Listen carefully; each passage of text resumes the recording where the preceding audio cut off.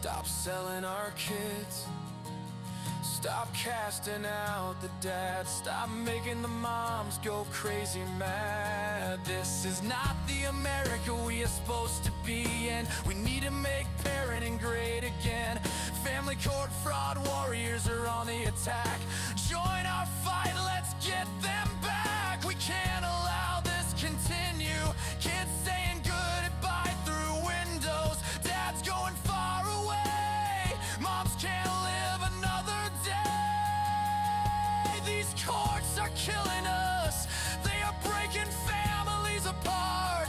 They have no fear of retribution. We need a solution. Make parenting great again. Make parenting great again. Give us back our freedom. Make parenting great again. They have got the support of warriors coming from all walks of life. These people stand for their freedoms. You're too weak, they are here to fight. So sleep heavy one more day. Know the help is on the way. Lead by a legend, not a tyrant. The presence he has is like a giant. No more backing down. Turn these courts upside down. Restoring faith in mothers' eyes. No more tears on the courthouse floor. Just a family walking out the door. Those times are in the past. Make parenting great again. Make parenting great again. We are tired of the corruption. Make parenting great again.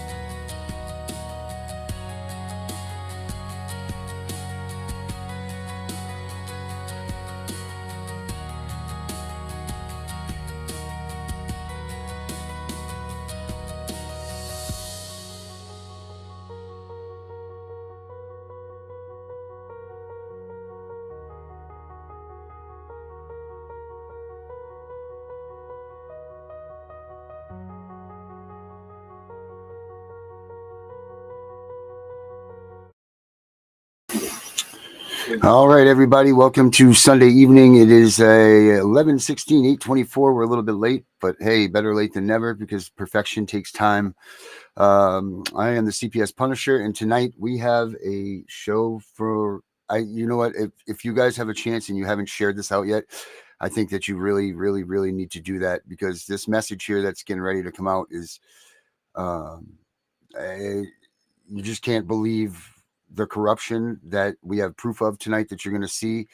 Of course, it comes from the infamous Family Fraud Warrior Project, Family Court Fraud Warrior Project. Dave Waggle, man out there with this guy has definitely brought the fight to the courthouse, no doubt about it, and he's doing it with great success. So I want to thank all of you guys for coming out here tonight, and I'm going to bring out your guys' leader, Mr. Dave Waggle. Hey, thank Dave, you how we doing, man? for the great introduction. Yeah, Waggle, you can call me whatever you want, brother. Hey, I'm French, man. You know, I got a last name of Guay. Imagine how that would work out. Yeah, I've been called worse this week. Right, today, right? Half an hour ago for dinner. Yes. Yeah, we got oh my God, started this at started this project a long time ago, but today started at 5:30 in the morning, and literally just got it here through. Got the wonders of technology that we're all working through here, but we're here, and we have got I have trouble finding the words. This is the level of egregiousness. There's really just no words for the arrogance of how obvious this is. You know, I mean, we've all experienced this binge of it. Just reminds me of the worst kind of drug addict, like that. But it's just power. It's not a drug. It's power, and the level of belligerence in. They just didn't even care how obvious this was, and this wasn't just ripping off somebody's $500,000 house or something like this, right? No. This wasn't just some nobody. I mean, this guy Bryce performed in front of 2 U.S. presidents. He's a direct descendant of Abraham Lincoln. Right? Abraham Lincoln, and how apropos is that, Darren? We're talking about this level of treason going on, and we talked about this in the podcast months and months. Look at the civil liberties. Our enemies would never be so smart as to watch America just implode from the inside out through this family court, and to sit there and think of the Benedict Arnolds in this country here. They're not, they're not, what, optics would tell you a criminal looks like. No, they're in robes and they're in suits, and they came from all the great schools. But we're going to have an opportunity to take a look in their eyes. And, I always find that you could actually even look at a picture of these people and see the level of disgust and demon in them. What they did to this man, what they've done to his family, what they've done to his, he's a hero for just being able to be, on 2 feet at this point in breathing, with the level of, spent almost 2 years in jail over this. And again, we'll get back, Darren, to Title 4D. How'd they pull it off, Darren? How'd they pull it off? Steal it, man. Good old, when in doubt, just go right for that damn Deadbeat Fathers Act. Yep. Didn't pay your child support, buddy. In jail you go. So you can't work, you can't drive, you can't pay your child support now because you're in jail. So that's wicked smart. Yeah. And look at these numbers here: $25,000 to $150 million. Right.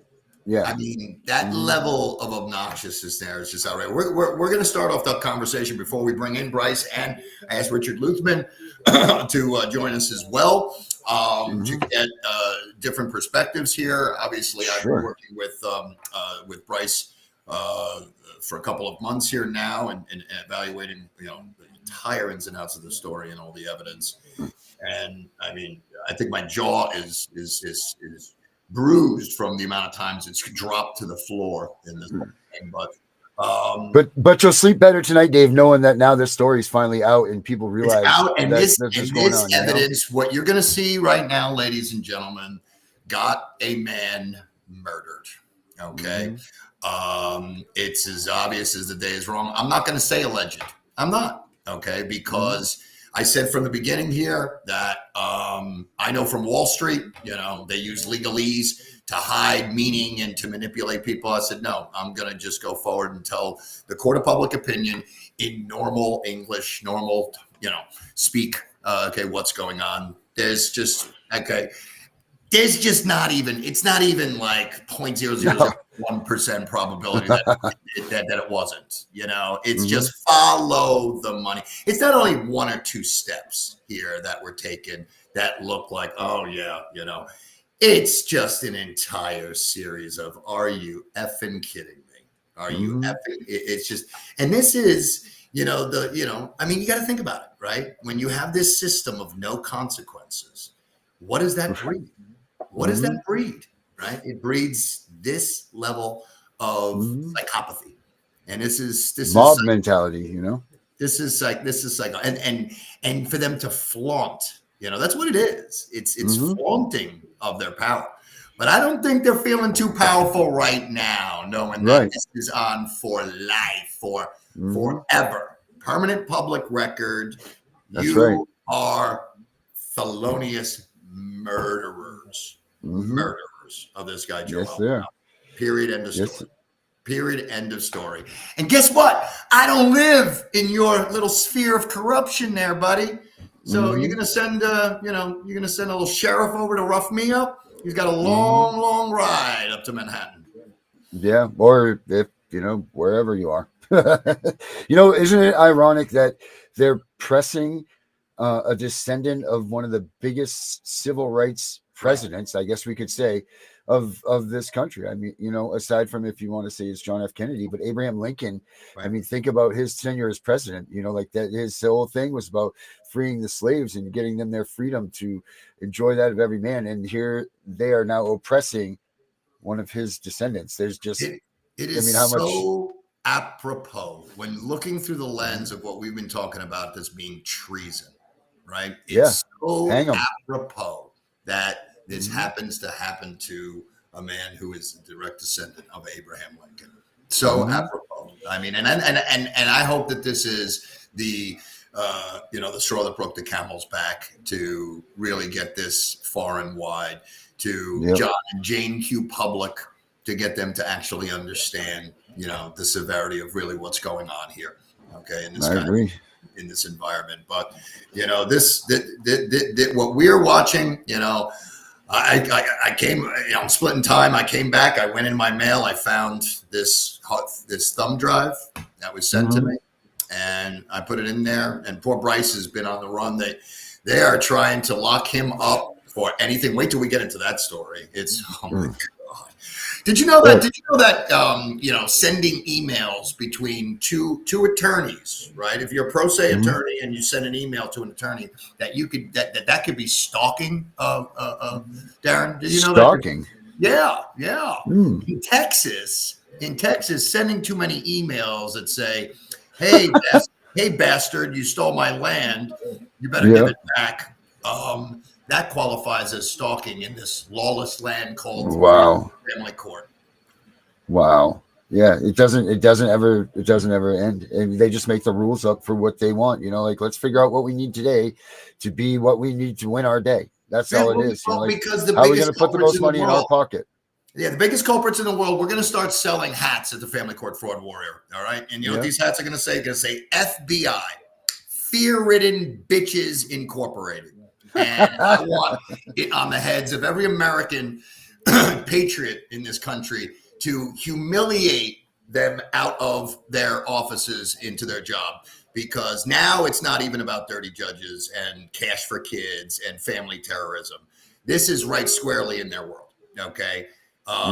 Collusion and murder. This is their 100% world.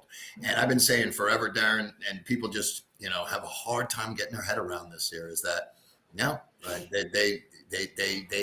They have formed a mafia. The mafia is now inside the government. Okay. You will not get one attorney. They're all attorneys. Okay. They're all attorneys. They're all bar card holders, right? Every one of them are bar card holders. And that bar card is the mafia, is your ticket to organized crime. And it's why the Main Street media won't report on it. Everybody else is scared. Everybody else is scared because, obviously when they retaliate this way. Right. And it hurts hard. It hurts really hard, man, when these family courts come at you, because they take away your soul, man. They take away your kids. They take away your wallet. They take away everything. Yeah. I mean, they just break you right there so that you can't fight. You don't have a choice. It's crazy. It's so amazing that people that have not been involved with family courts don't realize what we're talking about. They think we're lunatics. Absolutely. You did something wrong. Now you pay the price for it. Well, that's not the case. In 98% of these cases that you see come through family law, they're liars. They're freaking liars. Every damn one of them. Those judges are lying. They don't listen to the truth. Vincent Davis used to tell me that there's two things in family law court that doesn't happen. That's the truth and law. Those are the two things, and Vincent Davis is one of the biggest attorneys for fighting CPS. And for him to say that, that's really something, so think about that, people. The law and the truth don't get fought in a family court. But you know what? I mean, that's again not even profound enough, right? Because it's like I call it America's Auschwitz, and I think that that is the only thing Agreed. that really speaks to the Yep. severity of actually what it is. Yeah. Because these people are at such a level of evil. They know they're destroying the country. They're destroying the country, one family at a time. I mean, it's so perverse. It is so universal everywhere. I mean, they know what they're doing, and I don't doubt if they have some sort of perverse enjoyment from it. You know, this Nazi prison guard syndrome. Okay, Right. where Yeah. you know they actually enjoy the torture. Right? They've tortured this guy Bryce. Right. They've tortured so many of my victims in our group. Yeah, every day when I hear another story, it's torturous. It's just you know I just hope this goes, Darren, to every corner of the earth, and I just want everybody to have the opportunity to have their jaw drop with this level of obnoxiousness and obviousness. I mean, it's just not even close what's gone on here, and they had no idea that this video existed. I mean, Right. Well, it's a good thing. It's a good thing because they would have wiped us out before we started. That's right. You know? That's right. They had no idea. And unfortunately, you know, Bryce will talk about it, but he finally let them know through a handwritten note from jail and let them know, by the way, mother effers, okay, that sale of my property was recorded. And you'll see there's only a handful of people in there. They knew exactly who did it. It was a friend of his who lived on his land in the trailer in the back. And less than a month later, it was like 2 weeks later, by the time the letter got there in the regular mail, they saw it and everything. About 2 weeks later, all of a sudden, man's dead, shot in the stomach. Shot in the stomach. Let me ask you something, Darren. Stomach. If you're gonna commit suicide, you generally want the pain to end, don't you? Well, yeah, I would think that I used to do that for a living, Dave, and I've never even heard of that. That used to be my job. I was a bio recovery cleaner. Never once have I heard. I've done over 600 of those cleanups. Never once have I heard of anybody shooting themselves in the stomach. Yeah. There's just no way. There's just no way. There's no way that you commit suicide by shooting yourself in the stomach. By the way, the guy was in a wheelchair, just had back surgery too. So try to figure that out. You know, that maneuver. So now you gotta you gotta come down and it's much easier to go, but wow. So what do you think? Should we bring in Mr. Lutherman? Give us a little chat, or do you want to go with your video? Yeah, I think we should probably but let's bring in Mr. Lutherman and I'd like to talk, about the legalities once we have the opportunity to see the video. How we doing, Rich? Hey guys, how are you? Another day in paradise here. Another day in the United States of Russia. It's crazy. It's crazy. And the way you were talking before, it made me think of something. It's you said, Abraham Lincoln and the Constitution and Bryce Chapman, but I think John Adams said it, that the Constitution of the United States was made for a moral and honest populace, not what we have today. And they keep on saying, what happens when the morality leaves? You have a kleptocracy. And for years, you're right, Dave, it was the Soviet Union. What were the Soviets good at? The spies would come in and steal everything that America ever made and try to, reverse engineer it. Well, now we have that in our own system. In the family courts, it's a kleptocracy. They like to steal. The people produce things, and the family court exists to steal. They figure what? 1 out of 2 divorces, or 1 out of 2 marriages ended in divorce. They're going to get you sooner or later, if not being a repeat customer, and they're going to get that clause into you somehow. So it's a scary, scary situation. Yeah. We're gonna. By the way, I'm seeing some of the comments coming in. We're gonna play the full video. I know I posted it 2 seconds before coming on here. It literally took that long. We've been working at it since 5 a.m, trying to put pieces together that align with the evidence to tell the story. Kristen Vermeulen, she has been a superstar for us. We dumped this on her lap on Friday, and she hasn't slept, and she just pulled it off. And it was about a month's worth of work she did in 2 days. So we cannot, we can't say thank you enough. I mean, there's some cleanup items in there. It's not a very, very good recording. Obviously, it's, taken in secret there, but we do have the closed captions on there that everybody can read and follow.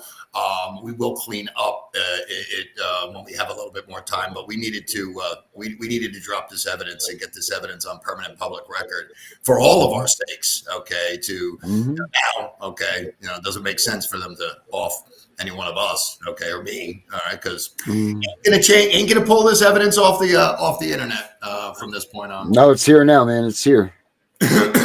Absolutely, and it's staying here. I think we should get into it. I think we should just watch the. It's 12 minutes long, Okay. and then we'll come back a little bit right after it, and we'll go through the beginning. We'll go through each scene and give you the backstory there, and we'll have a special guest joining us to fill in the gaps as well. All right. Well, let's do that, guys. We'll be back with you guys in just a second. Enjoy this video and take your pens and papers out, people. Write some notes down because you're going to have some questions. All right.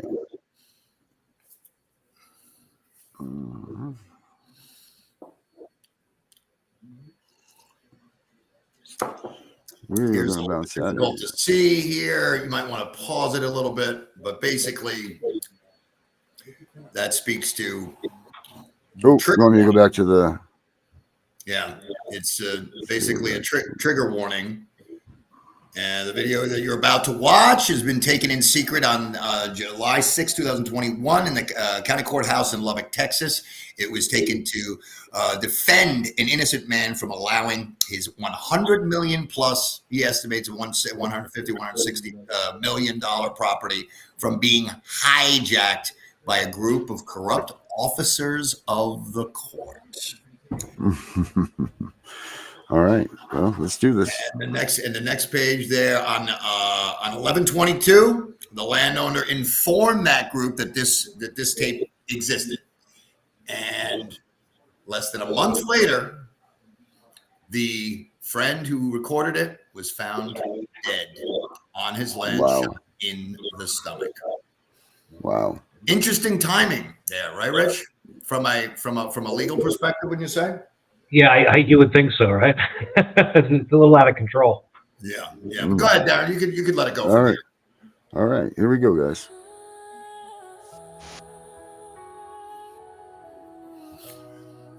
So first part is really talking about who Bryce is.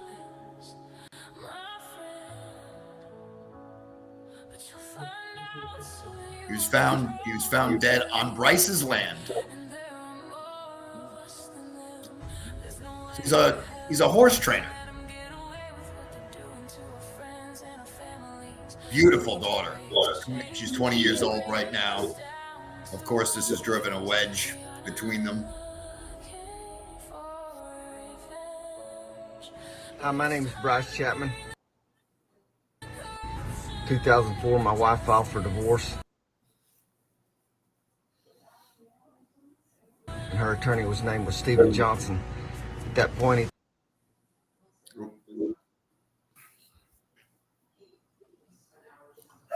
threatened to take everything I own, ruin my reputation and my career. When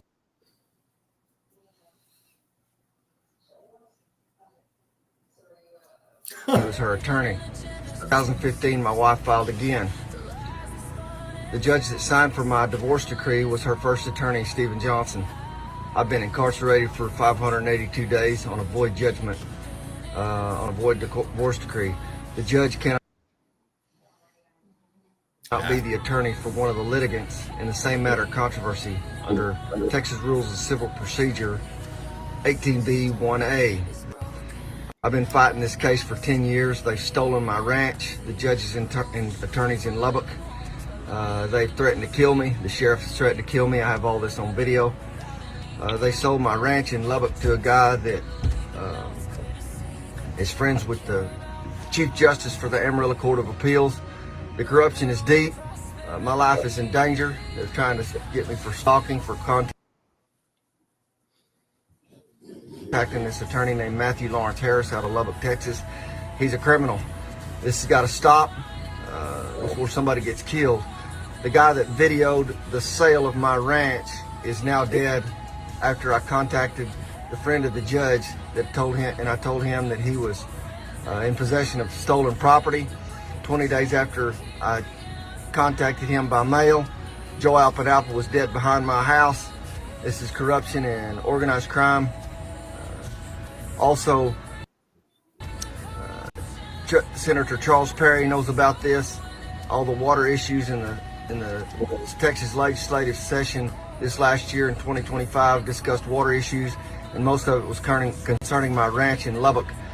The judge, Brian Quinn, the Chief Justice for the Amarillo Court of Appeals, owns property in close proximity to my ranch, and he stands to gain, according to this contract, is $250 million. They fraudulently stolen my property, which is worth about $160 to $180 million. The fraud is deep. It goes to even Speaker of the House, Dustin Burrows. I was present at one of his fundraisers. I told him about this issue, and they continue to avoid me, and they don't want to discuss this issue. Even under the Texas Constitution, Article 5, Section 11 of the Texas Constitution states that no judge shall sit in the case and must disqualify. So there are two prongs or 2 points of the law in my case since 2016, and this is 2015. I've been fighting this going on 9 years, and they won't leave me alone. They have sold my other property. My wife's second attorney, because the other one was the judge, says that he owns my other property based on child support. That entire divorce decree, child support, and property division is void. That's my story, and I sure could use some help.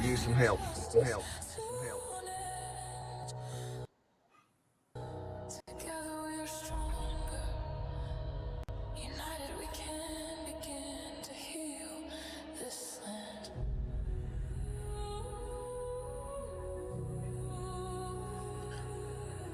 So here comes the actual video, the secret video.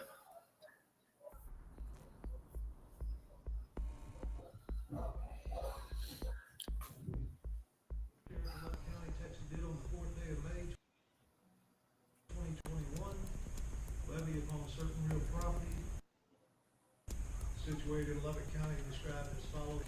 Really got to read this more than hear it. 11 East 50th Street, Lubbock County, Texas, 79414.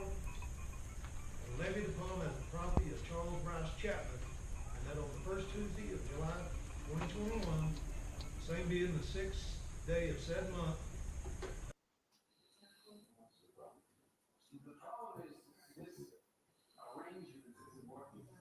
Gazebo located at the South Courthouse.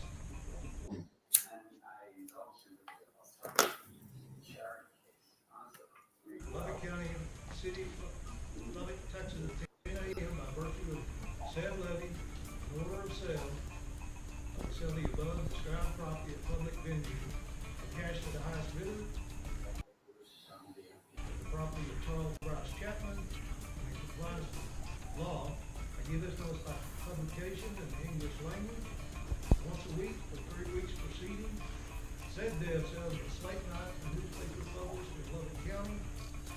Witness by hand is 4th day of May 2021. Deputy Dan Hunter Civil Years.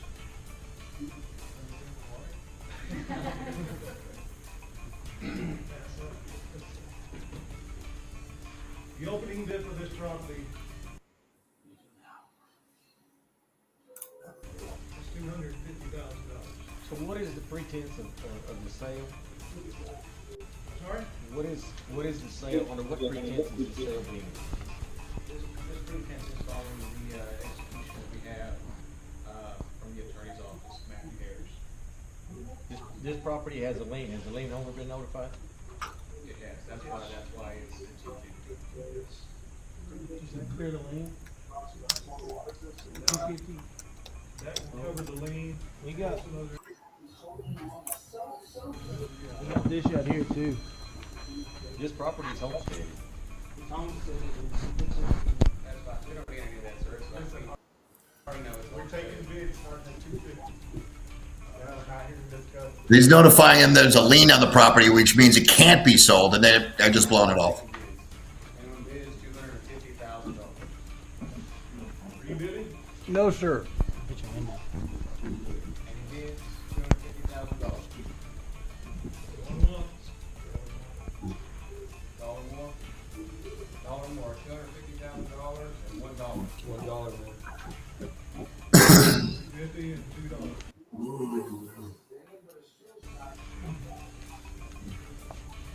bids? I don't think anybody that buys this property is going to get the lien solved and take control of it. Because the liens fall We're away. out here to discuss it. That's a friend speaking up for him. Any more bids? Going once, twice. Saw the gentleman back. $2 more. $160 million land go for $250,000. Not a bad deal.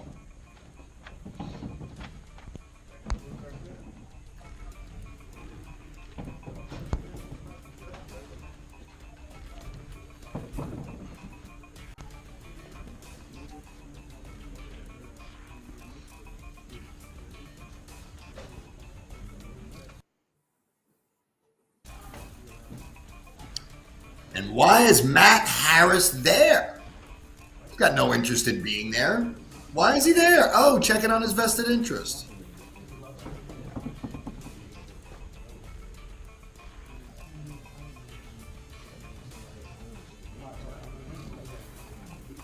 It is a homestead.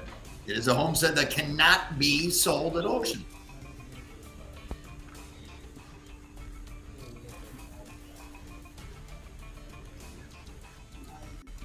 So this guy who's up there and signing the paperwork to sell it, that is the business partner of the best friend of the judge's son. But it's time to bring the corruption and injustice to an end. In their own minds, where the truth is buried deep, their hidden agendas are full of secrets that they keep. The lies they spun and tactics so carefully designed to profit from trafficking our children and keeping innocent people confined. They make promises they can't keep and ignore the cries of those in need. Our system is broken, lacking Yep, that is honesty what you said. and empathy. Removing children from loving homes by lying and abusing their authority, doing whatever they want without any accountability. Now you know why they're Trusted them to lead, but now it's clear to see that they only care about power and their own prosperity. I know you feel helpless. All right, we can cut it off here, Darren. You'll find out soon that you are stronger than you think, and there are more. Yeah, so we are gonna back it up, and we're going to tell you more about exactly what you guys saw there. I mean, you can't even count. That's just crazy. You can't even. First of all, Darren, I sent you the advertisement. I just emailed it over to you. So they're Okay. required for an auction, right, Rich? You're familiar with this. You got a legal background. They're required to advertise this auction, okay? And they did.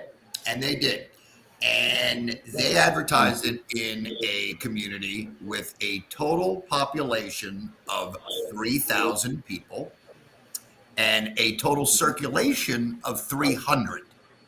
300. On top of that, they announce the sale at the gazebo in front of the town hall. They sold 3 properties auction before this property and then moved it inside the courthouse onto the 4th floor. Right there is illegal. Right there. Now the public has no idea where the auction is being held.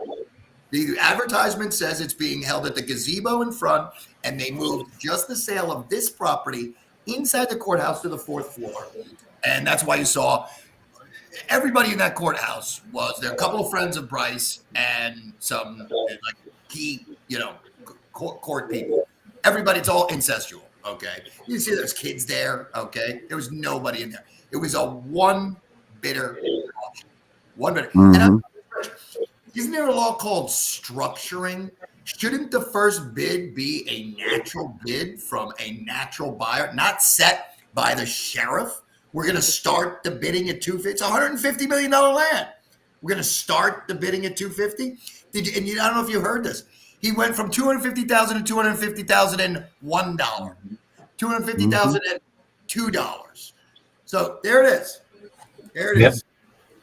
Right there it says at the gazebo, in front of the bottom there, right in front of the courthouse of Lubbock County in the city of Lubbock at 10 a.m. Mm-hmm. And I don't know, did that sale seem to look like outside in a gazebo to you, Darren? I don't think that I saw any blue sky or trees inside that place that they were at. Yeah. And there's even a law in Texas that you have to be a licensed auctioneer. Okay. You actually have to follow certain rules. Now a sheriff can do it if he holds that license. I don't believe that this sheriff did. But right then and there, Rich, I don't know if you're familiar with it. There's something in this country called due process of law. Okay, it's in our 5th Amendment and it's our 14th Amendment, so it applies to all the states, the 14th. And there are two components to due process: notice and an opportunity to be heard. So all we've seen so far is defective notice and no opportunity to be heard. There's a long history in our country, and in the Supreme Court precedent. There's a very famous case called Pennoyer v. Neff, and that case talks about due process. It talks about the service of papers. It talks about notice for a lawsuit. And in that case, there's a similar fact in that case, and that's an 1877 case. Pennoyer tried to sue Neff, and he published the lawsuit in a very small circulation newspaper in Portland, Oregon, called the Pacific Christian Advocate. It might have even less of a circulation in 1877 than the one in Texas did today. I think it was a 300 in the Lubbock paper. But the Supreme Court ultimately ruled that it was not good. The service was no good. The notice was defective. And I think that if this case ever, ardently or truly or genuinely saw the inside of a courthouse without a crooked judiciary, then I think they would rule that there was a defect in notice in the very, very beginning by virtue of the publication at a newspaper that's not of general, circulation. You can't even keep up with the illegalities here. Number two, the publication itself, as you've demonstrated, what it says in the notice, the legal notice, was not correct to what happened in reality of the auction.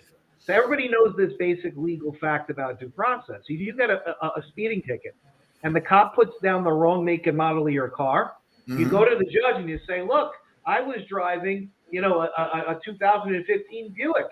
This guy had in a 2020 red Corvette. I wasn't in a Corvette. I was in a Buick. The judge will say, you're right. The case is gone. They have to do the same thing here. If they said, we're going to go to the gazebo, right, then the onus is on the other side to show, well, was there a real reason why it wasn't at the gazebo? What things did you do to make sure that people actually found this auction? Was there an actual opportunity to be heard? Was there actual notice that wasn't effective? So just those basic factual issues on the face of this crooked auction are very, very problematic. And that's just an auction. And I know, Dave, you've been looking at this for months, and I've been looking at this for a few weeks already. That's just the tip of the iceberg. When I tell you the tip of the iceberg here, what they're doing to this poor man is beyond the pale. And so this is just a very, very simple thing. But even before that, Rich, it shouldn't even be there. The most egregious thing, the most jaw-dropping thing in the world is the judge that signed off on his divorce decree was his wife's attorney a couple of years ago. Yeah. We didn't even get to that. That's a basic thing. Why would they even do that? I mean, is that laziness? Is that arrogance? Is it stupidity? I mean, with all the people they've got, are they really running out of human beings there? They actually is that flaunting of their power? The attorney becomes the judge. I mean, you can't even let conflict of interest come out of your mouth with that. So it makes everything null and void. Well, Even yeah, if that becomes another procedural due process issue. You're 100% right. And actually a constitutional level issue and a statutory issue in Texas about who can sit on a case under the judicial canons of ethics, right? Yeah. So if you're a judge, you have to recuse yourself for one of several reasons. One, Right. if you have somebody that's related to you by blood or by marriage to there, you have to get off the case. You can't be judging cases where you have relatives. Number two, if you have an interest in the outcome, right? If I'm interested in the outcome of a litigation and I'm the judge, I cannot sit on the case. Number three, a situation where you're actually biased. There's a reason in the case where you can't sit and do the case. I saw this actually after 9/11, where I saw a judge, and there was two brothers from the West Bank, and they were arguing over property. And the judge says, I have to recuse myself. 9/11 happened a few months ago, and I don't think I can be fair on this case. So, you just send it to another judge because my emotions are too high. It happens sometimes. And then there's another reason, which is called the appearance of impropriety, right? So of those four, and there are other technical reasons, but of those four, there are two that are really applicable here. One is an interest in the outcome, which we'll talk about in a second, but the big one is the appearance of impropriety. And that is when you have someone who was the attorney for someone's ex, for their former spouse in a divorce case, and you're still in the iterations of a case related to the divorce, related to the property, related to the estate. How about the same property. divorce? That guy cannot be the judge on the case. Right. That is what's called the appearance of impropriety. There's no one on God's green earth that's not drunk or high or out of their mind that thinks that judge could be fully impartial. There's no way that they can sit there and be that judge. And so that judge should have been off almost immediately. He should have said, I want no part of this case. The fact is, he wanted part of this case, and what the evidence is starting to show is that he wanted part of this case for another reason why he should have been disqualified, and that's because he had an interest in the outcome of the litigation. And the interest being is he got a piece of the windfall that these people got robbing Bryce Chapman of his ranch. They got a windfall. It's worth $150 million. They got it for $250,002.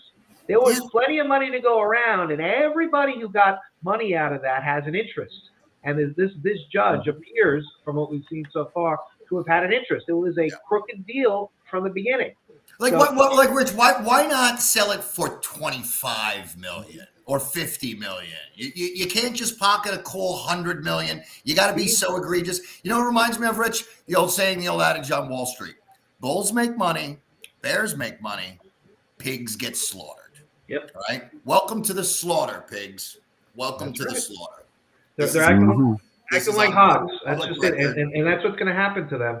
I think that this is something that it's such an egregious issue that I think that either statewide law enforcement, Ken Paxton and the Attorney General of Texas, has to look at it. Maybe even federal law enforcement has to look at this. I know that I think it's still within, because it's 2021. I think it might be within. I think it's a 6-year statute to reverse it. But absent fraud, there's no statute of limitations civilly. And there may be a situation where this is an ongoing type criminal enterprise that these people are engaged in. So there might not be a statute of limitations for criminal prosecution. So it's a criminal enterprise already. Bryce is actually on the run. He's convinced that if they arrest him again, they're trying to arrest him for stalking by sending 30 emails over 4 months to the other attorney. Bryce is pro se. So that's an attorney speaking to another attorney through email. And by the way, Rich, you have that function on your email. Like if somebody emails you don't like, you just go block, right? Yeah, I send them right to spam, or I send them right to block, whatever I want to do. Right, you could do that. So the obnoxiousness and the egregiousness just keeps getting bigger and bigger and bigger. And he's not wrong, okay? With the amount of inbred corruption going on there in Texas, and the amount of money that is involved here. I mean, what are these judges? How difficult is it to grab some murderer out of prison and be like, hey, you want to get out? Okay, take care of this thing for me here. All right, you'll get out. How easy is that? How easy is that? And it's not hard to trace the money. That's what these people are not aware of. It's not like, I don't think these guys are sophisticated enough to have layered, Swiss bank account to a Malta trust No, to they a think they're financial untouchable. company.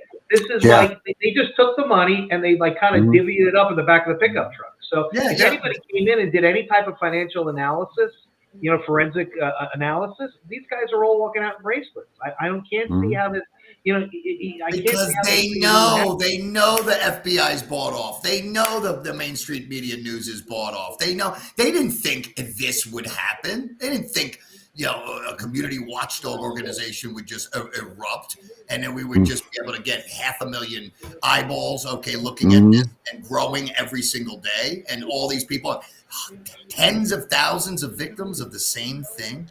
Mhm. All coming together at the same time.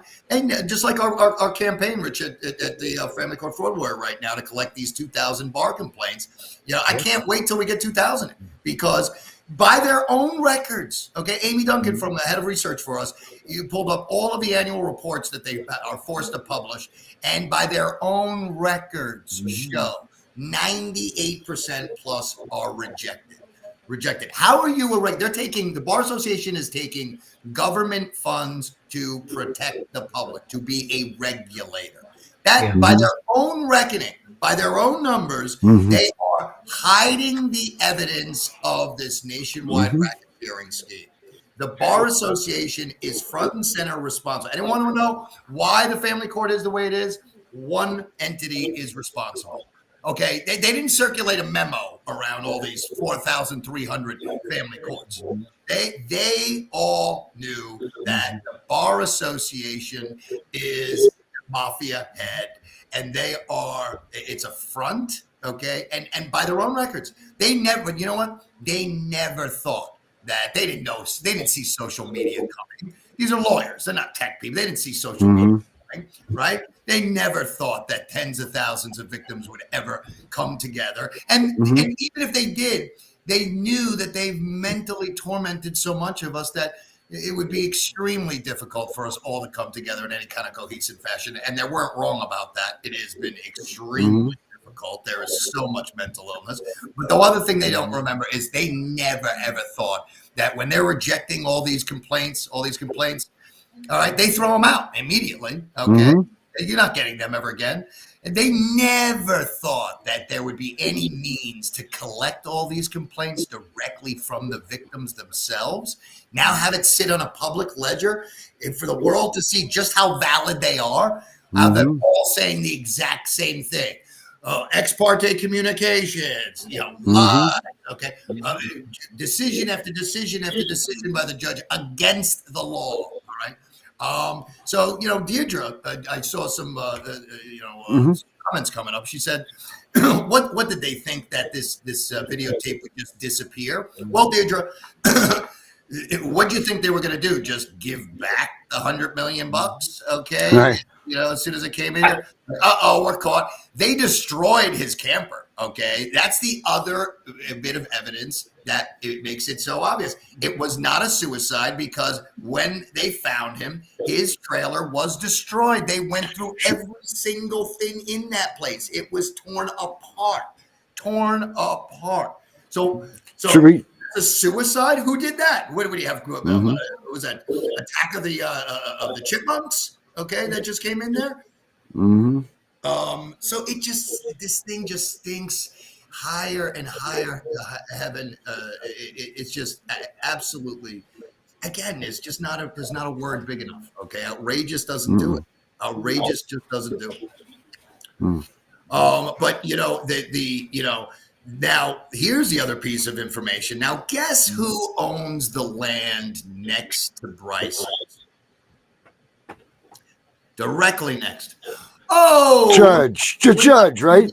Judge by the name of Brian Quinn. Who was the one bidder in that you saw at the end? That guy that came up, he worked for Ross Holdings, and his business partner is the best friend of the son of Judge Brian Quinn. And as soon as he landed that property, guess what happened a couple months later? It was sold to a power company for an over $200 million deal. So it wasn't just that they bought a piece of $100 million land. okay, for 250. They flipped it. They already knew they had a power deal, and this is this Lubbock Lake deal. And guess what? All right, they came to Bryce when he was on the property years ago. He wouldn't sell. Judge wanted to sell. He did not want to sell. Can you follow these breadcrumbs there? And then all of a sudden, right, Bryce is out of the picture. And wow, lo and behold, Ross Holdings, the best friend, the business partner of the best friend of the judge's son, he was accommodative. He thought, no, maybe it is a good time to sell. And lo and behold, we estimate that that Judge Brian Quinn made no less than $70 million, Rich, on this transaction. Made. Yeah, and it's pretty easy. It's like it's not going to be hard to trace what happened from that closing table. There were two closing tables, right? There's one where it got from the state, so they $250,000 they had to come up with. Where'd that money come from? And then they have the property, and then they get in $200 million. Where did that money go? Where? Because you know the power company or the utility company is there. They didn't go anywhere. They have their records, and they by law they have to have them because they're a utility company. So we're going to know where the money came from. And now it's going to be like the easiest thing in the world to start figuring it out. And Rich, all this comes from $25,000 in child support. In child support, right. Even the $250, right? So once the $25,000 is paid back, Price is supposed to get the $225,000. Or Christina, his wife, or his child. No, they just pocketed that too. Yeah. I mean, the level of piggishness here. The level of piggishness. Well, what do you say? Do we bring him out and hear what he has to say about his story? Yeah, he can fill in the gaps with us. Let's see what he's got to say. All right. Let's get out Mr. Bryce here. Bryce, there we go. Yes, sir. How's everybody doing? Wow. It was a couple of months ago, Bryce, you found us and you did your 3 to 5 minute video and you said there at the end, you sure could use some help, couldn't you? Well, I tell you what, this looks like a whole lot of help. I'm reading these comments and they're fantastic. Yeah. No, this is going to be, the crown jewel of the Family Court Fraud Warrior Project. We're not going to find a more egregious case here from every side of the equation here. The level of disgust. What they've done to you. I mean, how long did you spend in jail, Bryce? I spent 582 days in jail on a void judgment. Yeah, and when they sent you to jail that time, that was on a non-payment of the child support? Yeah, which I don't owe because the divorce decree, the child support, everybody's void like everybody's been saying. Even if you did, I live in Manhattan, okay? They got like serial murderers that they like slap up. Well, I tell you, they were going to leave me in jail for the rest of my life if I didn't pay. They were going to leave me in jail in 10-year increments and then renew it for the rest of my life. They said that I owed the attorney $6,000 and my wife, because I'm still married because the judgment's void. And guess what? My wife got remarried in June. I just found out yesterday. So that's bigamy in Texas. That's a 3rd-degree felony. Yeah, just tack it on. Just tack it onto the list there. Just tack it onto the list. But you know what I wanted to do, Bryce, with Bryce here, Darren, if we could go back to the actual videotape, the actual evidence itself there. Deidre asked, whether did they think it was just going to disappear this tape. What's your theory, Bryce, on that one? Well, I guess that they moved it just so that they could, just to structure. It's called structuring. It's a felonious act. It's a felony. These people are masters at manipulating a system that they're trying to reach a desired outcome that the law simply does not provide. The law is very, very simple. Judge can't be the attorney. It's a void judgment. I'm reading Deidre Payne's comments on here, and all I need is a judge to sign a void judgment so that I can go home without getting shot and threatened and killed. There's a standing order in Lubbock County to shoot me on the spot. I have a sheriff that works for the sheriff that they said that I wouldn't even make it into the courthouse to go to the courthouse, they would throw me in jail before I even got to the So courtroom. they're going to shoot you. They're going to shoot How do they you even out get away because with that? of the emails. They'd get away with whatever they want to get away with. Well, that's what I'm saying. Like, we do know that this family court thing is sinister and brilliant when you look at all the different ways and the pieces of coming together. I don't see that here. I see outrageously Pompous. It would be stupid. You would think these people are stupid if it was about that, but it's not. Okay, it's that they want to flaunt that this is their power. They can be as obvious as they want to be with the evidence piling up. They can sit there and advertise it to be on the lawn and move it up into the courthouse. They can have it by an unlicensed sheriff, okay, who's structuring, who's coming out saying we're going to start the bidding, right? Imagine like going to like a car auction, right? We're going to start we got a 1969 Mustang Fastback. We're going to start the bidding at a dime. Right. Yeah. But I mean, if we can go back to the actual Yeah, video. yeah. Where do you want to start at, David? Yeah, it started right at the actual secret tape that was done by Joe Alpin. Okay, yeah. Let me get forward in that. I want me and Bryce to explain, exactly frame by frame what's happening there. I think it's really important for everybody to understand because you can't really hear what's going on. You can read below, but Bryce had a couple of friends there that were bringing it to their attention. Okay, number one, there was a lien on the property. What's the legalities there, Bryce, with the lien? Well, the legality of the lien is it's kind of like a mechanic's lien. It's a fixture lien, like a UCC lien, and it's a notice, and they don't have the right to sell a homestead in Texas under Article 16, Section. Well, that's another thing. The homestead. Yeah. It's void. It's everything on this case is void, and it stinks. These people are corrupt all the way to the Supreme Court of Texas. There's a judge that I sat down in Austin, Texas with. He's the Chief Justice for the Court of Criminal Appeals. He gave me some case law to use it was Toomey versus Ohio on a judicial disqualification of a judge, and said that if it ever comes across my desk, I'll sign it. Well, wow. I've signed all that stuff and sent stuff to the Court of Criminal Appeals, and I have heard nothing. No. Because, and this is why we have this conversation all the time. And the biggest amount of brainwashing that has been done to us, and I cringe when I hear people talking about the law, is that it takes so long to finally get. The law is not in charge. The law is not doing anything. Okay.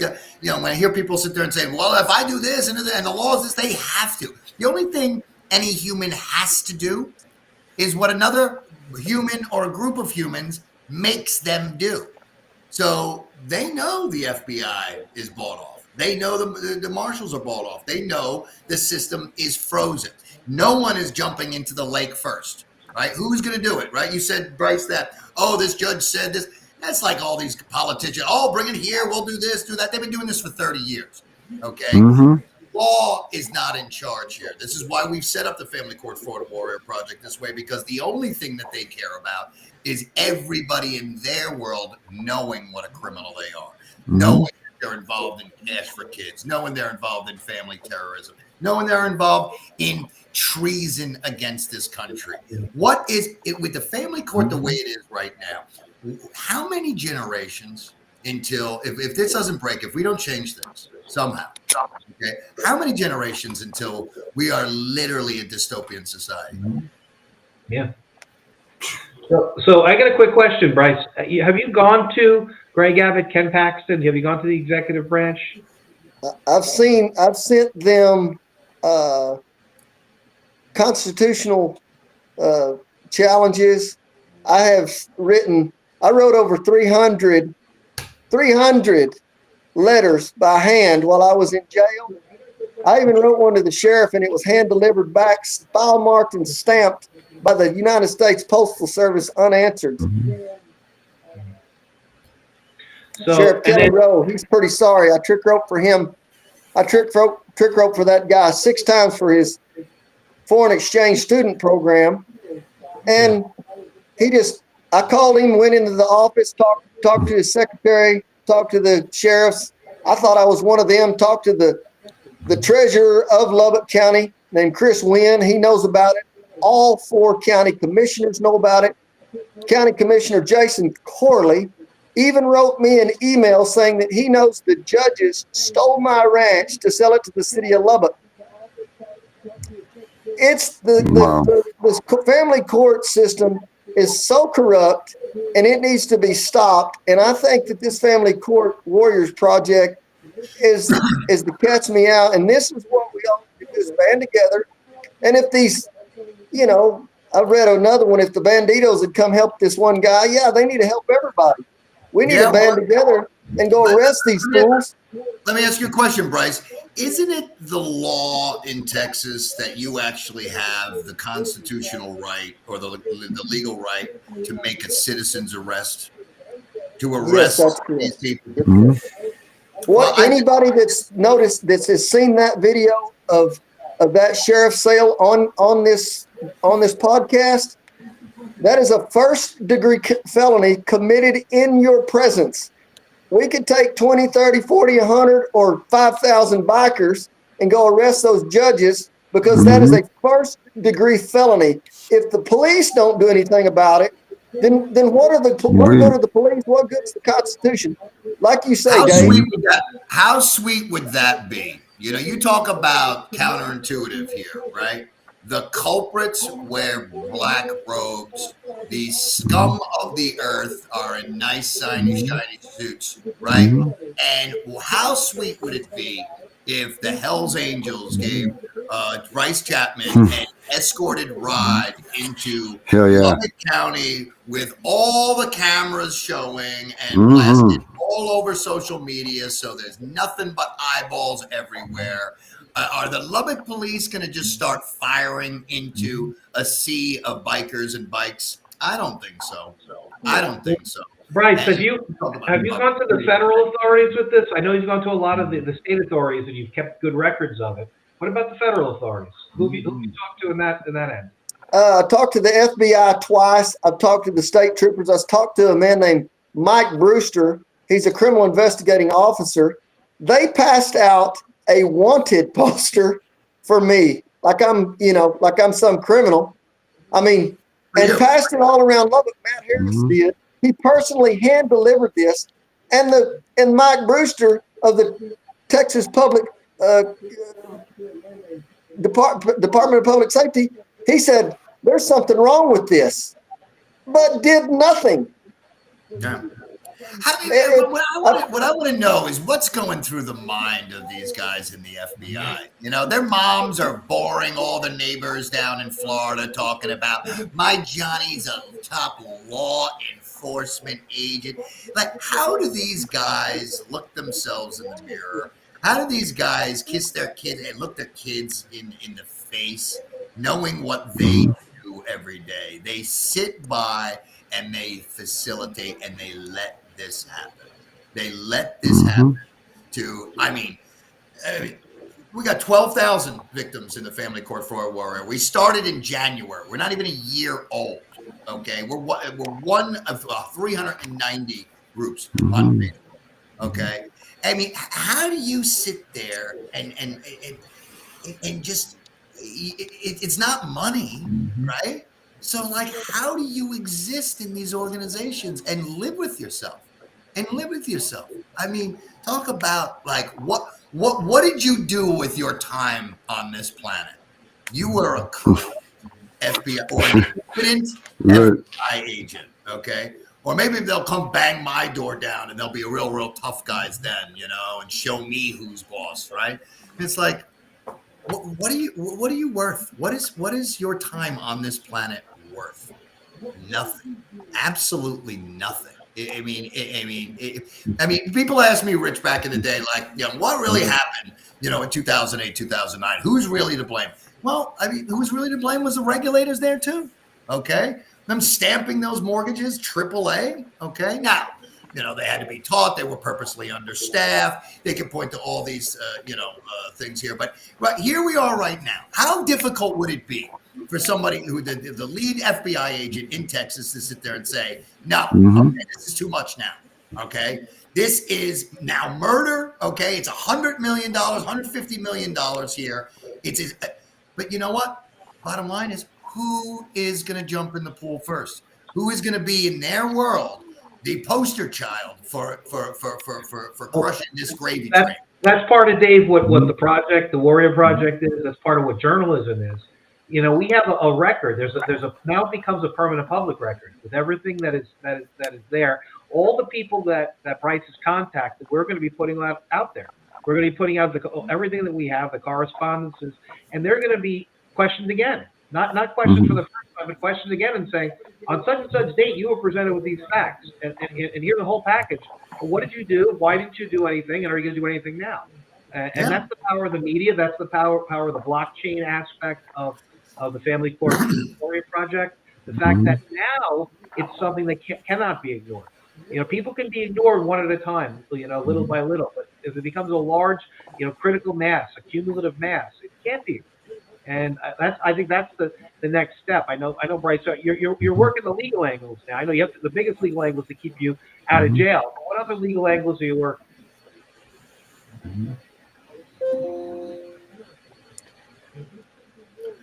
You hear me, Bryce? Yes, I can hear you. I asked you about what legal. I know the biggest one you're working is to keep you out of the pokey. But what other legal angles are you working right now? Well, I mean, I've been. You can't imagine how many notices and motions that I've filed in this case for 10 years and told them it was void and told them the judges, they know that the judge was the attorney. They don't care. None of my motions, none of my subpoenas have been even addressed. Nothing has been addressed. Documents at this point, or just run over me. Do they even file and stamp your documents at the courthouse at this point? Say that one more time. When you go to a court, your document should be stamped by the clerk and it should be part of the record. Do you have like the documents are being stamped, that they're being destroyed, that they're being thrown away? Do you have any knowledge of that? Well, I tell you what I did, and this is what everybody should do, is go to the courthouse and get a certified file marked copy of their cases. Because my first divorce, the 2004 case, they took it out of the archives down in the courthouse in Lubbock and removed it. But guess what? I went and got a certified file marked copy where Stephen Johnson signed it, and it's on the fraud court website stuff. And unfortunately, Bryce, unfortunately, and this is another thing that takes so long to get through people's head here, is that no matter what evidence you have, we are still always left with three questions. Who's listening to this evidence? Who's listening to it? Who's the audience? Who's listening to it that has the power to do the something? Criminals. The criminals themselves. And then we're back to square one of, okay, even if they are listening and they have the power to do it, okay, like the FBI, well, who has the motivation? Who's going to sit there and say, I'm going to put my life on the line. I'm going to jeopardize my job. I'm going to jeopardize my pension. I'm going to jeopardize my family to step forward here, okay, and suffer all the retaliation, okay. We're always left with that. So, Deidre asked, the question again here. So then what can bring Bryce Chapman justice? I think it has to be shock value. I think it has to be shock value. I think something like 5,000 Hell's Angels rolling. Yeah, rumbling through, yeah. With Bryce at the front, okay, and all the movie cameras out. Global news, okay, everyone wondering what's going to happen. Are they going to take out guns? Are they going to shoot into the Hell's Angels? And just the beauty of that, like the culprit is these guys in suits, okay? These came from great schools, and who are the fucking heroes? Who are the heroes? Oh, these are the tattooed guys, okay? And guess what? They're all products of the family court, okay? We've gotten word through the grapevine. They let me know. They wanted to let me know they're behind us. They're behind us, and they're letting me know that they got eyes on us. Okay, they're supporting what we're doing, And, you know, we may be actually having a sit down. I hope we want to make a public plea to them and say, we want to shut down the family court for a day. Besides Bryce Chapman, we want to have 5,000 Hells Angels come in and surround the family court in Manhattan and just in the middle of all these buildings, just lean on their engines and have it echo throughout all the way up to the Bronx. Okay. Because what is going to do this? What is going to do this is it's got to get out of these four walls, these special interest groups. Okay. You know, like all of us that have had experience or to make it a real, world for us. Okay. Here. But, your average John Q. Public and Jane Q. Public has absolutely no idea. And that's why we keep saying this is not a court of law.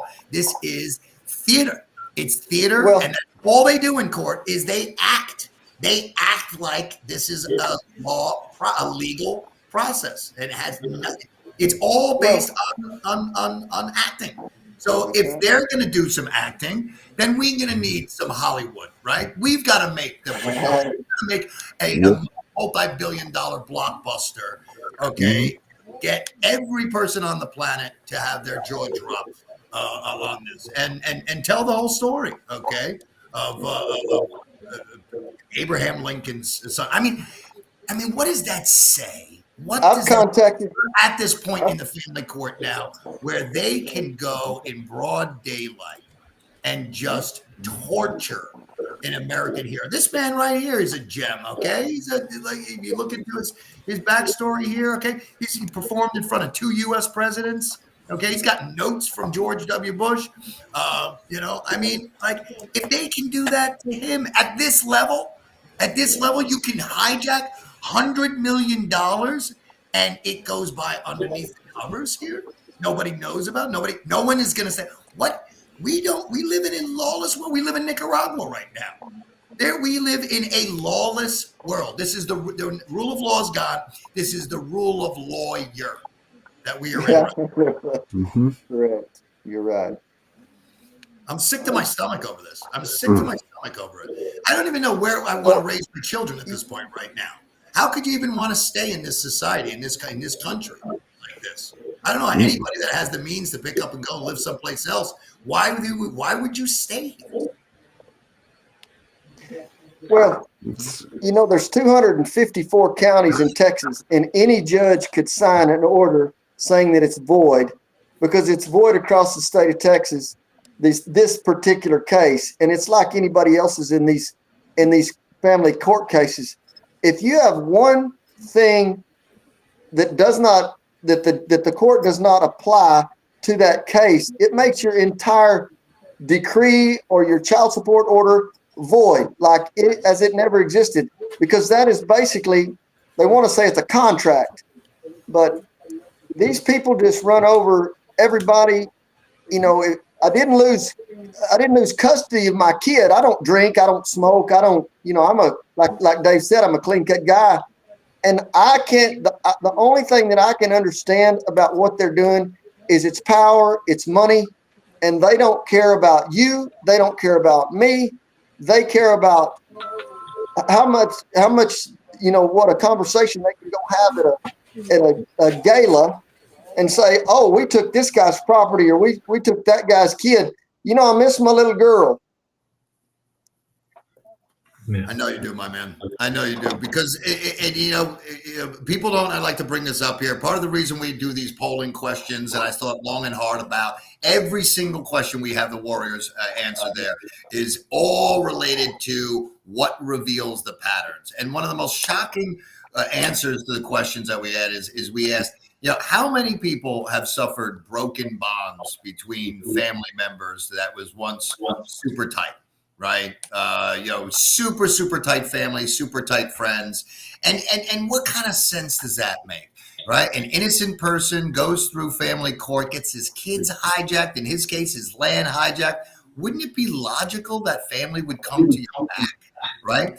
Damn near 100% of everyone that has taken these polling questions has answered yes to the polling question, to that polling question. If you ask anybody in that sphere, you ask Hey, Bryce, how come you don't talk to your daughter? Or it's my daughter's fault. Hey, how come you don't talk to your dad? It's my dad's fault. Baloney. What did the numbers show? The numbers showed it's neither of your fault. It is the system. The system is that sinister. Is that sinister that it produces 100% of the time these broken bonds that make no sense whatsoever. No sense whatsoever.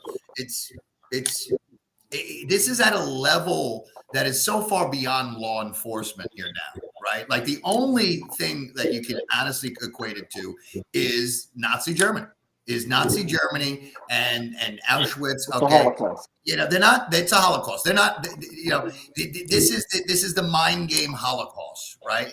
I've spoken to how many vets here? Okay, part of our group, and every single one of the vets, I've asked them the same question: if you had a choice to go back to the front lines of war or family court, every single one of them said, "I would go back 4 times to war. I would go to the front lines of war. I would go to the worst aspects of war to never step foot into the family court." So, I mean, those kind of jump off the page statistics is really, I don't understand why and how we can't get the general population to understand this. Rich, you're in the journalism business. What's your thoughts there?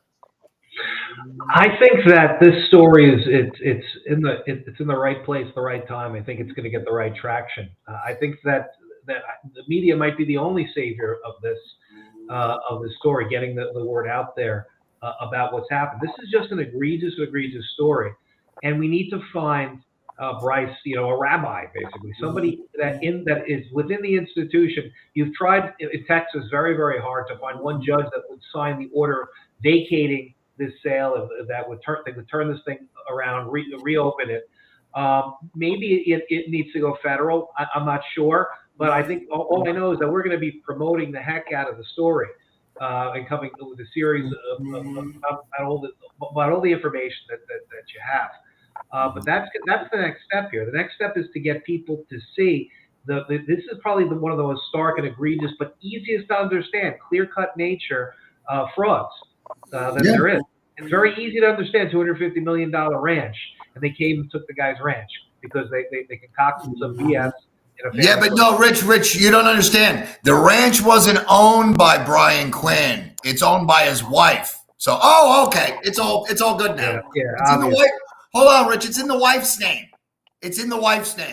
Yeah, that doesn't no problem here. If in a real prosecution, if the feds really took a look at this, and maybe we have to go to Washington, right? Maybe you have to go to Washington and go to the weaponization task force or one of these new groups that got put in with Trump people, and they'll get a fresh set of eyes on it without the uniparty or the corrupt people there. But I think that's what needs to happen. But the only way it gets looked at big is doing this process we have right now, where we are talking about it, where you have the media start to cover it. We're going to start publishing about it. Dave has the army mobilized, all the warriors mobilized on this issue. So this is the beginning. It's a good beginning for me. We gotta make them famous. We gotta make them famous for their deeds. Make them famous. Make everyone in their world know. Okay, I want to hire people to go and paper the town in Lubbock and put up actual posters. Okay, wanted posters of these people with the facts, so it's not just on the internet. It's plastered all over town. Because you know when it's going to change? When it's going to change is when Mrs. Quinn cannot leave her home, okay? Cannot go to the corner store, cannot go to her country club, cannot go anywhere in the country without people going, ew, gross. That's how you get your money. Oh, ew. You're a child trafficker, okay? Oh, that's your business, child trafficking, right? Rich, you did a great job with that article that you did in my case, okay? Published Daniel Notes about designer child trafficking. That got to his world. That got to his world. That's what happens, and you encapsulate it that simply. And you make it as simple as anybody can understand. What really destroyed that whole the scam that was going on with you was the numbers and the wheel. You remember that, Dave? In Dave's case, they had a wheel, and the wheel always landed on 2 judges. So it wasn't a wheel. The mathematics of it didn't add up. So that It was the numbers. I came in here to say, listen, humans lie. Numbers do not lie. Well, wait a second. 25 judges in a lottery system, and all of a sudden, 75% of this guy's cases in front of two judges. That's statistically impossible. It's statistically impossible without the presence of corruption. And it made a difference in my case because I found it on their system, right? I was on NYSEF. I was finally, after a year of them not letting me become pro se, I now want to know why. But with what little information you could get, I did an attorney search, and all you could get is who's the plaintiff, who's the defendant, who's the attorneys on either side, what date did it start, what's the case number, and who's the judge. That's it. That's the only six pieces of information you could get from the family court directly from them. And even with that alone, it's so corrupt. They're so corrupt that with just that little tiny piece of transparency, we were able to just definitively say, no, it can't exist without corruption. Can't exist without corruption. And, I think we got an opportunity to do the same thing here. I think we have the opportunity to do the same thing here. The alignment of evidence here, okay, I'm not going to say alleged, okay? Nobody shoots themselves in the stomach for a suicide. No one, okay? Absolutely no one. But you know what? In the court of law, okay, they can say this, they can say that. But you know what? If the court of public opinion, if everybody on the planet believes something, and these people can't leave their homes, all right, without the public shaming, right? If you look back in history, right, public shaming has worked in lieu of actual physical war. So I think we need to give that a real good, honest college try here. I mean, let's make an entire blockbuster movie out of it. Where we need some big people, to step up here and throw some real money at this thing. And let's make this the bonanza that it should be. Let's make this the bonanza that it should be. They're talking about these Netflix specials. There's some yo-yos in our industry that are selling people like, ooh, we got a Netflix special. We got a Netflix special. Okay, I got a bridge to sell you too, right? And what? Okay, what's it going to be about? TikTok dancing? Woo, woo. Let's dance our way through the family court here. No, okay. Where's Bryce's Netflix special? All right, you want a real series? Okay, we could have an entire real stories, right, about Bryce Chapman here and take you through how the law works in Texas. Yeah, or how it doesn't work. How about that? Yeah, it doesn't. Have you ever seen anything close to this, Darren? How long you been in this game? Have you seen anything? I've been in this game for 5 years. This is ridiculous, man. This is just asinine. We know that they lie all the time, but then to put out articles saying that here we're going to auction this land here. I mean, the guy's in jail, locked up for child support.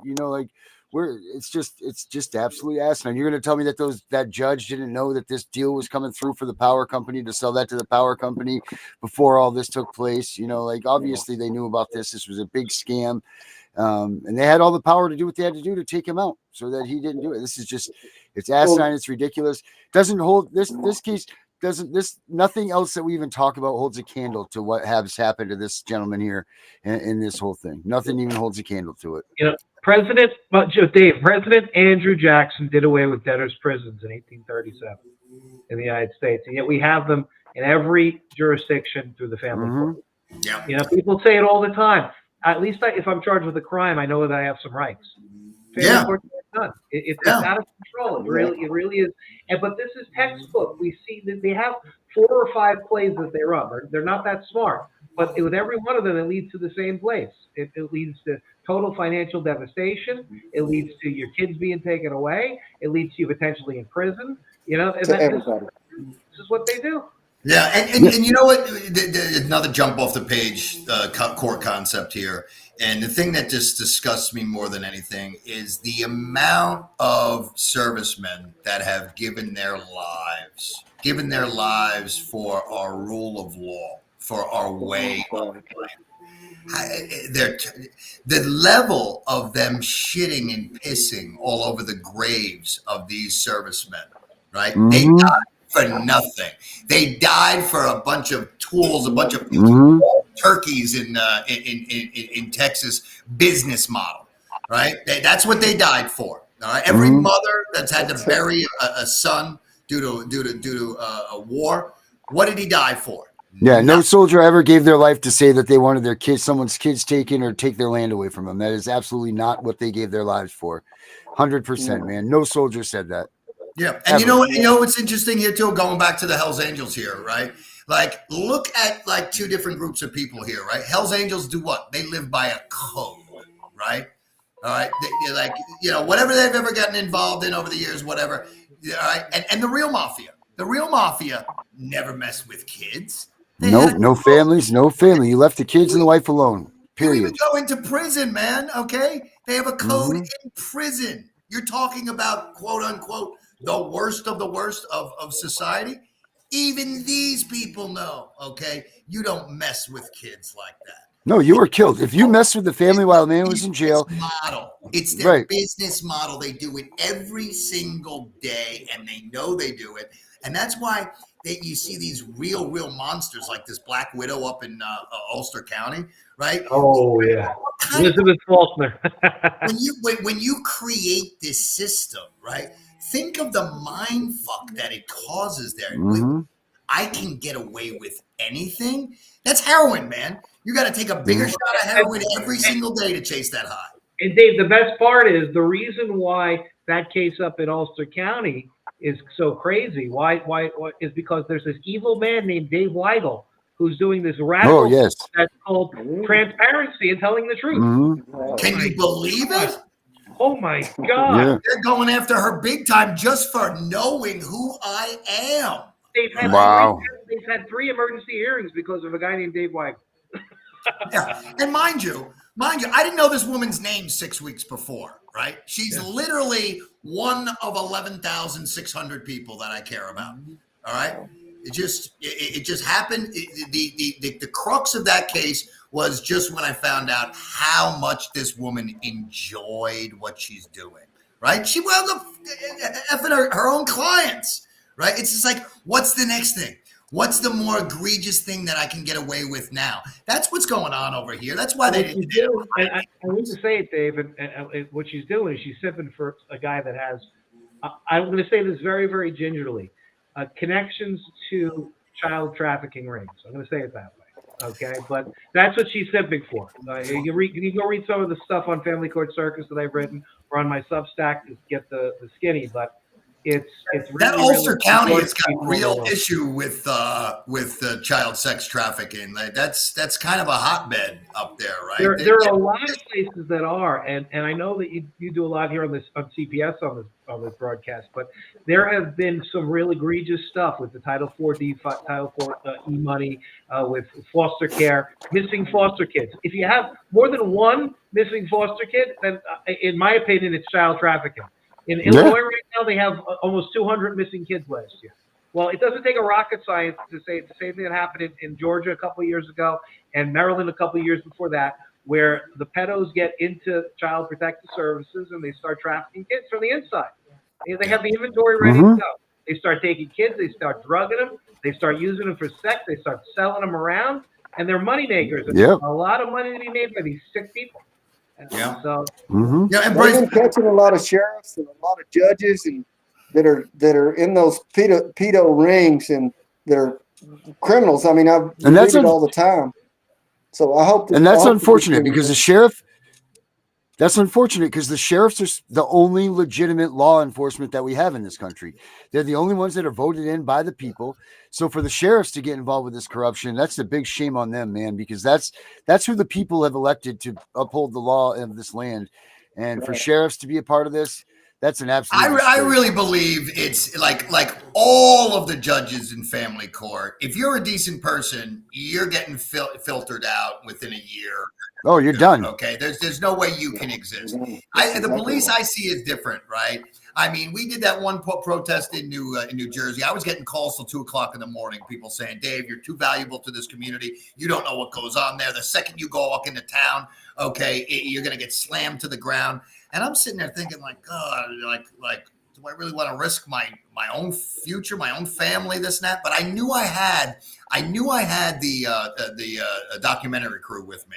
And, Bryce, you're talking about any judge can sign off on your case. I'm going to tell you here right now, what's going to make you a free man is nothing to do with the law, okay? Is nothing to do with what you've been banging the door down for so long there. Because bottom line, the real problem is who's jumping in the pool first.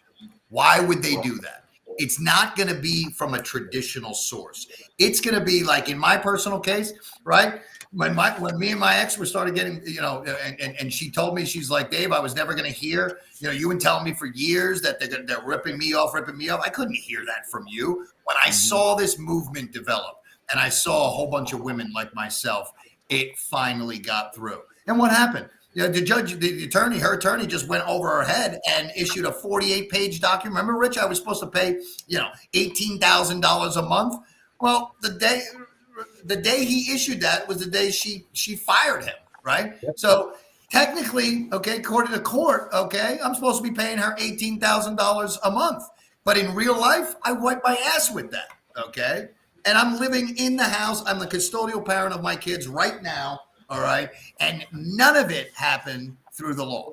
None of it happened. Technically, I mean, we're still married. I think that might be a restraining order. So I think I'm still under a gag order, according to that. I think I might have broken it. What do you think, Rich? I might have broken the gag order by now. They can't gag you, David Weigel. Good luck on the judge. They can try. But yeah, so listen, I think we've got to really put our heads together here, Mr. Bryce. I'm gonna follow up. We've got, Don Finelli is our liaison to the biker community here. He's super excited. He's in contact with them. He told me that, they're in talks with the lawyers. They sent message through him to let me know that they're behind me. They like what we're doing. All right. And, he's been at this fight a hell of a lot longer. We're standing on his shoulders there. And, it just, apparently they call me the money man. They're watching the money man. But I really believe that it makes sense from their side too. I could see a hell of a lot of Hell's Angels actually stepping up at this point. They're watching the news. They're seeing what's going on in this country. I think a hell of a lot of them would step up into this hero role and take a risk, right? And take a risk. When I went up to Ulster County and I was court watching there and everybody bailed out and everything, I didn't know I was going to stand up and point the judge down. But when I did, I was expecting, to pay the price. And you never know, okay, how you're going to be surprised in this thing when you act selflessly. When you're not running around chasing a dollar, okay, bullshitting everybody else, just pure altruism, doing the right thing. When I stood up and I pointed in her face, Rich, I was like, I'm on you. We're on you. We're on your every move, right? I'm sitting there like this. As soon as I said that, I'm like, I'm waiting to get tackled and all of a sudden the cops are all giving me eyes, right? I turned around. I said, well, I'm walking out. They didn't even walk next to me as I was walking out of the court. They just let me, I just strolled right out. I turned over my shoulder and I said, I'm on your side, right? And I got this. Yes, we do. Yes, we do. And I heard it loud and clear. And what I heard was there is a hell of a lot of good people in this system that couldn't, for functional reasons, step up and be the first one in the pool. But I got a call, months and months ago, okay, more law enforcement. And the call was, Dave, I've been waiting for a guy like you to show up, okay? When there's more, okay, when it's time, there's going to be hundreds joining behind you, okay? So we got to put ourselves in a position to get surprised here, I think. I think we got to put on our creative hat and and shake the tree in a different way because I mean, Rich, I don't know if you were on, but I like this. I like smoking out the FBI here. Now that this is about murder, right? We're going to start selling. We got a Family Court Fraud Warrior store opening up. We're selling hats, Rich. FBI, Fear-Ridden Victims Incorporated.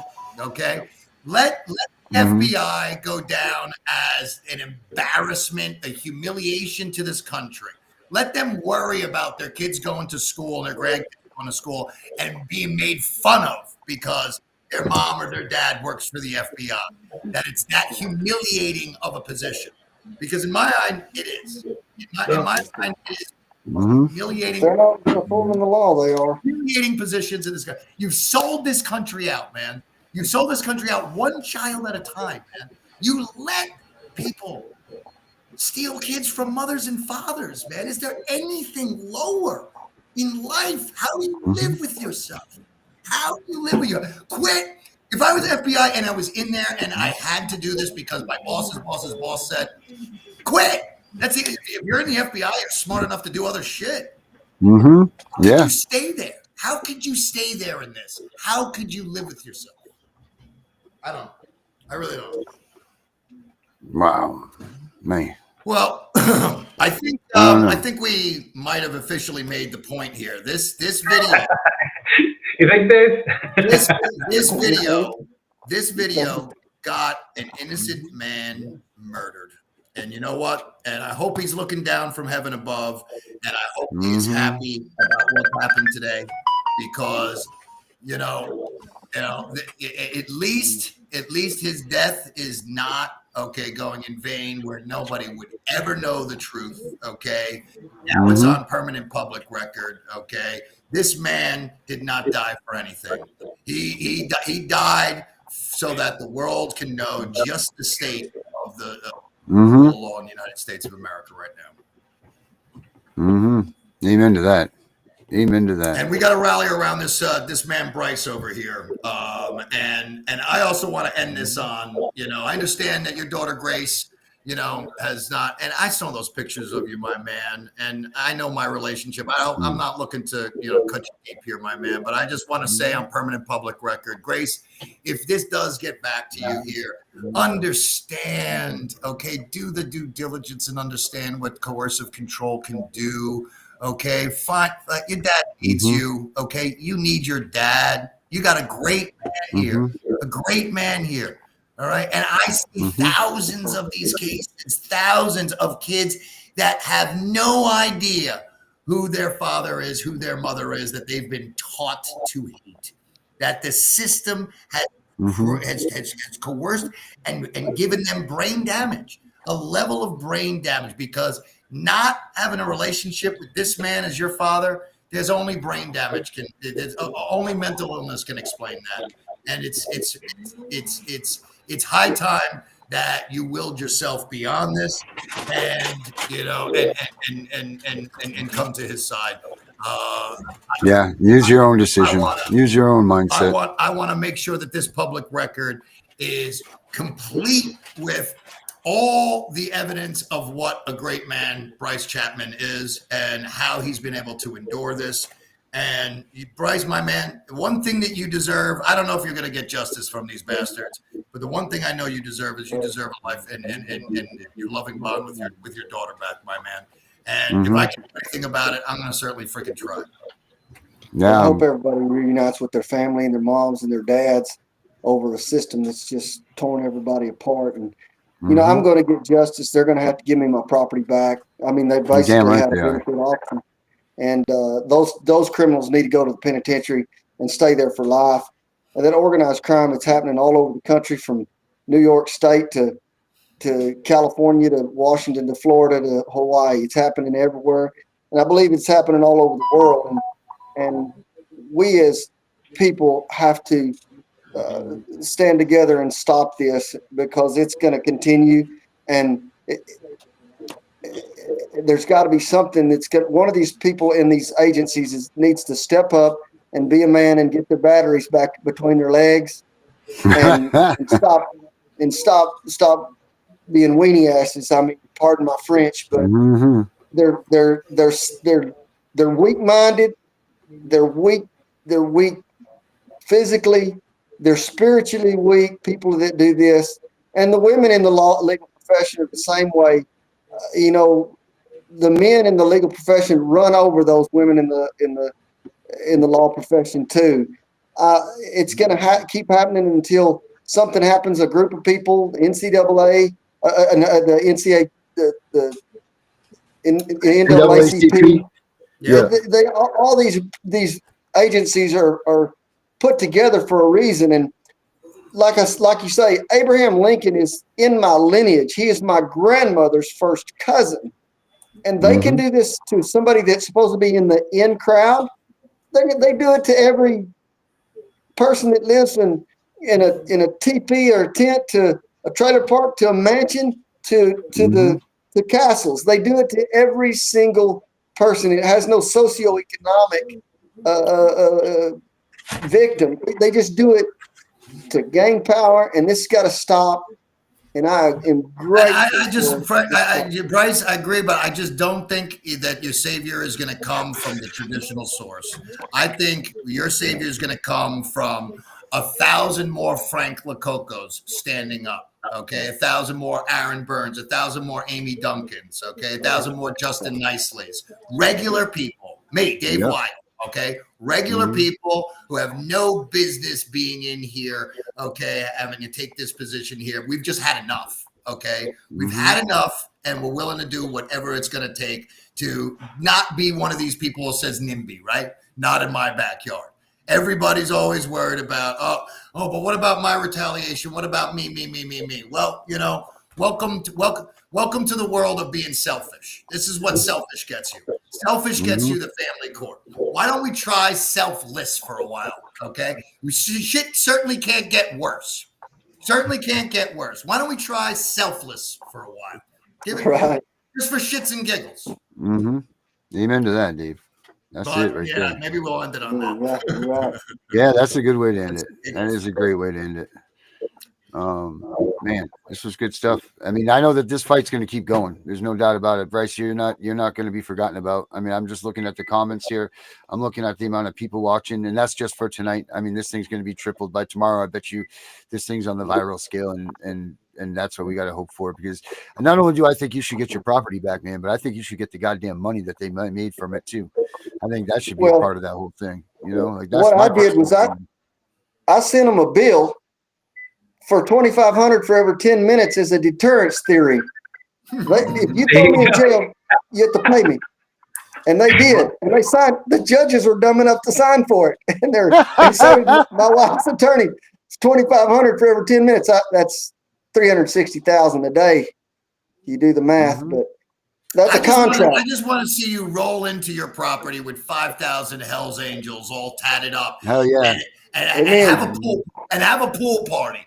I want to see what the Lubbock police are going to do, what the dirty criminals are going to do to 5,000 Hell's Angels.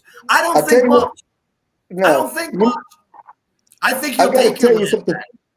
Go ahead. Say that again. I'm sorry. No, that was it.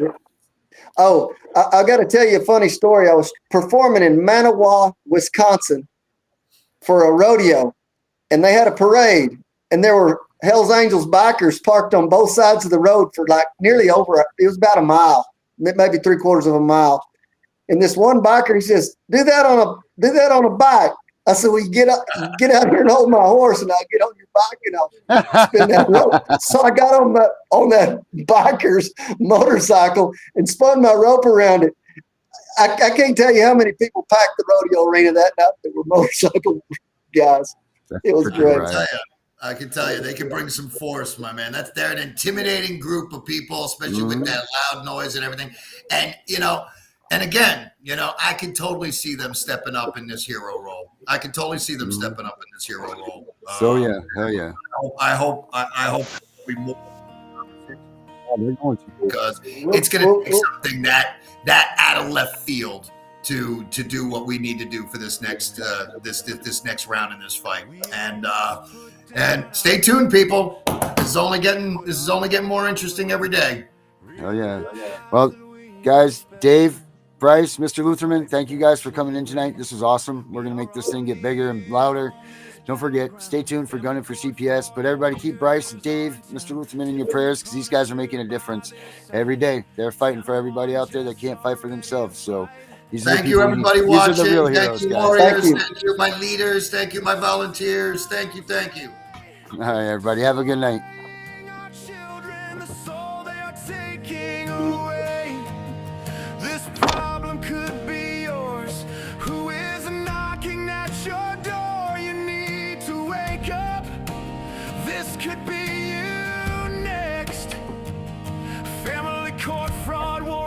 here for the fight, taking on the courts like a villain in the night, not giving up on any family, planning to put the judges away. This could be you, listening to the song, crying for your kids that are gone. Don't let this happen. Make parenting great again. Make parenting great again. Make parenting great again. Join Family Court, Fraud Warriors.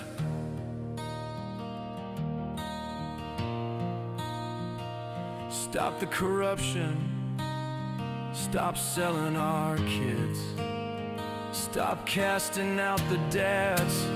Stop making the moms go crazy mad. This is not the America we are supposed to be in. We need to make parenting great again. Family Court, Fraud Warriors are on the attack. Join our fight, let's get them back. We can't allow this continue. Kids saying goodbye through windows. Dad's going far away. Moms can't live another day. These courts are killing us. They are breaking families apart. They have no fear of retribution. We need a solution. Make parenting great again. Make parenting great again. Give us back our freedom. Make parenting great again.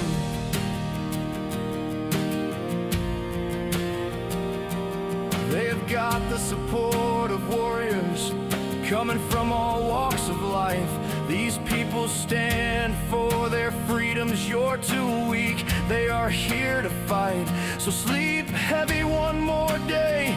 Know the help is on the way. Lead by a legend, not a tyrant. The presence he has is like a giant. No more backing down. Turn these courts upside down. Restoring faith in mothers' eyes. No more tears on the courthouse floor. Just a family walking out the door. Those times are in the past.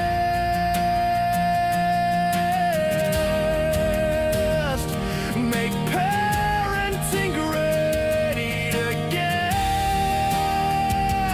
Make parenting great again. We are tired of the corruption.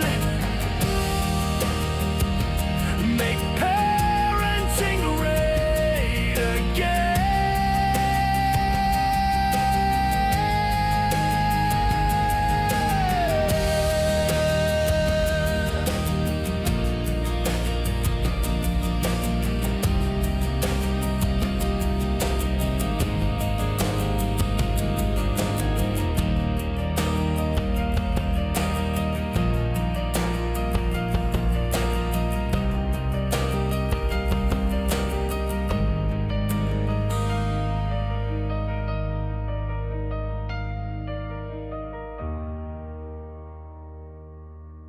We know it's all about the money, we know they lie, we know this is corruption. Does CPS know what they are doing to the children?